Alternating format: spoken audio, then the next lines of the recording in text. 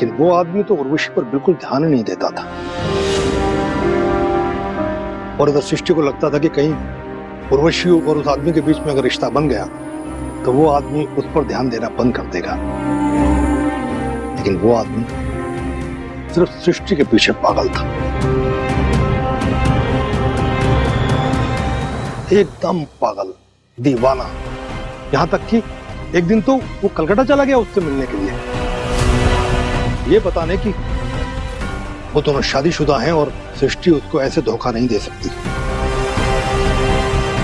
और एक दिन ऐसा आया जब सृष्टि सबकी आंखें बचाकर उस आदमी से अकेले मिलने गई। और अब झनक शॉक्ड हो जाती है आगे की ये सच जानकर।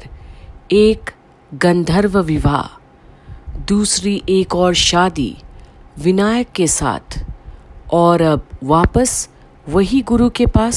सृष्टि ने उसे बताया कि वो अपनी जिंदगी में खुश नहीं है। उसे ऑलरेडी एक बेटी हो चुकी है। सामाजिक स्वीकृति के रहते सब कुछ छोड़कर आना इतना आसान नहीं हो।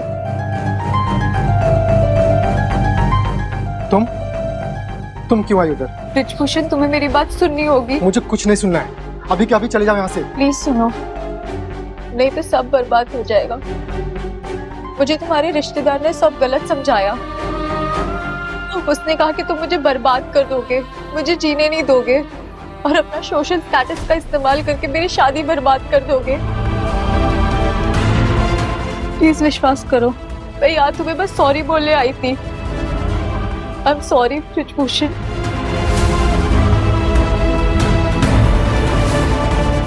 ठीक है, मैं चलती हूँ फिर। शायद तुम मुझे कभी माफ नहीं कर पाओगे जो मैंने किया है तुम्हारे साथ उसके बाद, और क्यों ही माफ करोगे।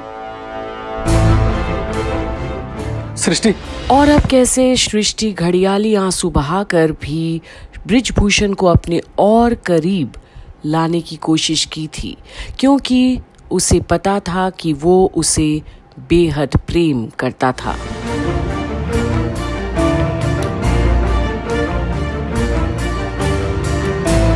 मैं भी तुमसे बहुत प्यार करता हूँ, मैं भी नहीं जी सकता तुम्हारे बिना।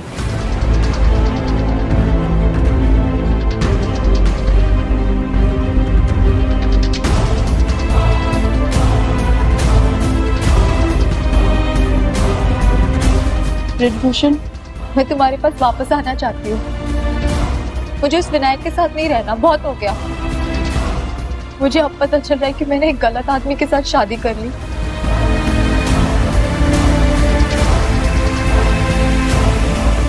सृष्टि ने उससे कुछ दिनों का समय मांगा और उस आदमी ने उस सृष्टि पर विश्वास करके हंसते हंसते उसे समय दे दिया। और आज झनक को समझ आया कि कैसे उसकी सृष्टि मासी डबल गेम खेल रही थी। दोनों हाथों में लड्डू था उनके। जबकि उससे सृष्टि समय मांग नहीं रही थी, समय खरीद रही थी उससे, क्योंकि वो हमेशा हमेशा के लिए उस आदमी को इस दुनिया से गायब कर देना चाहती थी। और ये भयंकर सच सामने आते ही झनक और भी चौंकती है। इतना बड़ा खेल कैसे रच सकती थी सृष्टि? इस साजिश के दौरान सृष्टि ने उस आदमी को अपने करीब आने दिया ताकि उसे भनक तक न लगे।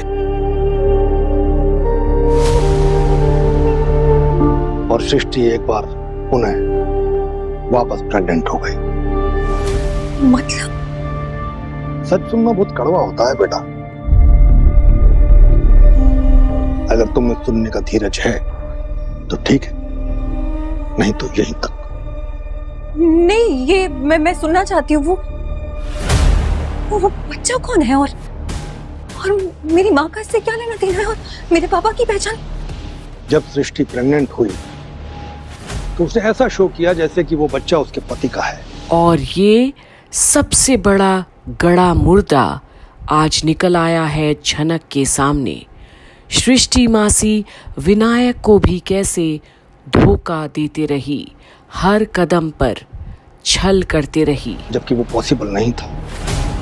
दोनों के बीच बहुत दूरियां थी, तो बच्चा होने का तो सवाल ही पैदा नहीं होता।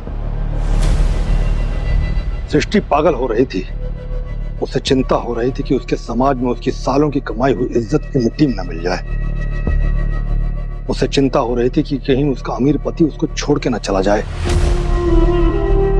इसलिए वो उस आदमी के पास गई और उसे बताया कि वो पेट से है। और अब सृष्टि का एक एक करके चिट्ठा सामने खुल रहा है झनक के समक्ष। वो सच जो शायद वो सुनना नहीं चाहती होगी।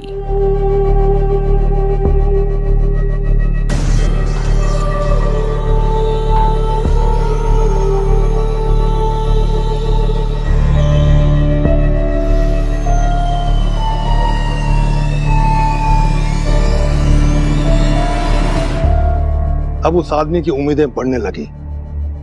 उसने ऐसा मान लिया कि सृष्टि उसके पास आ जाएगी। किसी ट्रेनिंग का बहाना करके अपने पति का घर छोड़कर वो दिल्ली चली गई उस आदमी के साथ रहने।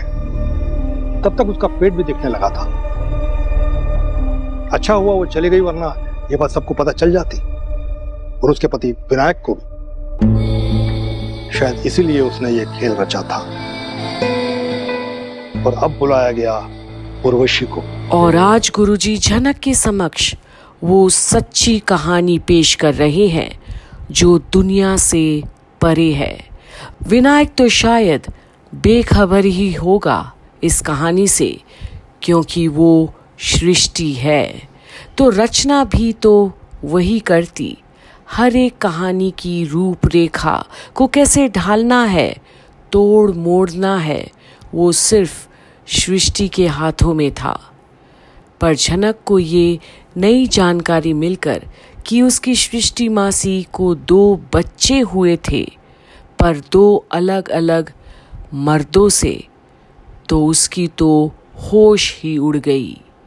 तो फिर वो दूसरा बच्चा आखिर कौन और कहाँ है? ये जानने के लिए झनक को आगे भी कहानी की कड़वाहट सुननी तो पड़ेगी गुरुजी की जुबानी। और आप भी बने रहिए ये सुनने और देखने के लिए कंप्लीट बॉलीवुड पर, जहां आप देख रहे हैं झनक की सारी अपडेट्स। सृष्टि की देखभाल करने के लिए